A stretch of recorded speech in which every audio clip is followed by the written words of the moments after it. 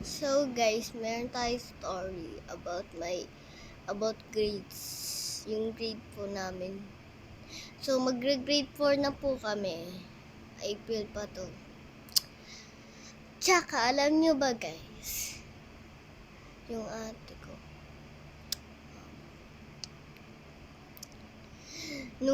Nung ano pa kami, kinder kami.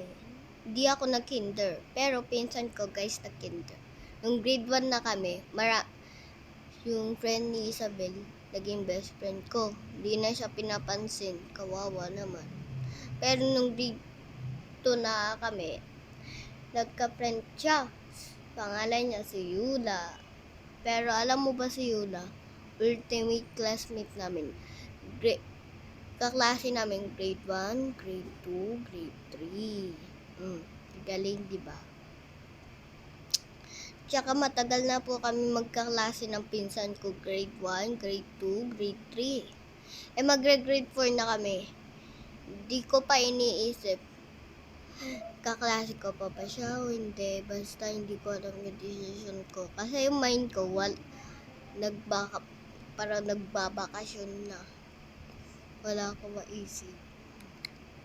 So, nagkwento lang ako guys. Kita nyo, meron naman tayo inaano. Pero alam nyo ba guys, the most ayaw ko talaga. Alam mo ba, may natandaan ako tungkol, pinapunta ako dito noong 2019 o 2020, basta wala akong maalala.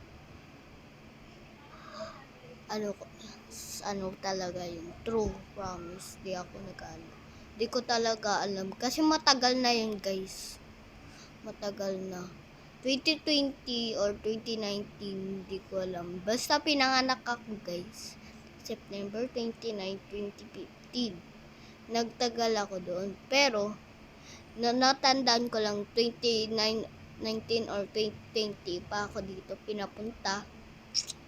Tsaka naalala ko lang, nasa airport ako, tumitingin doon sa cloud. Tsaka, pumunta kami sa bus, kasama yung tita ko.